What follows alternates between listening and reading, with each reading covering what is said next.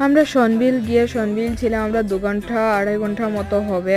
আর এর মধ্যে আধা ঘন্টা আমরা রিলস বা সং খুঁজতেই সময়টা কাটিয়ে দিয়েছিলাম ভিডিও করব বলে।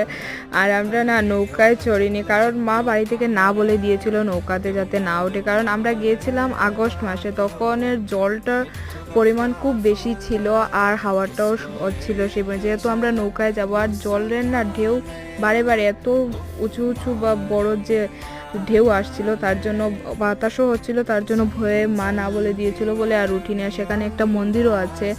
আমরা যখন সন্দ্বীপ থেকে বেরিয়ে একটি জায়গায় খেতে যাচ্ছিলাম তখন পুরো আকাশটা কালো করে নিয়েছিল।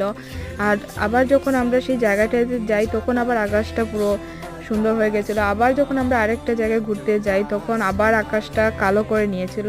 এরকমই হচ্ছিল পুরো দিনটা আমাদের সাথে। তারপরে বৃষ্টি হয়নি। আর এই যে সনবিলের চতুর্দিকে শুধু জল আর জল।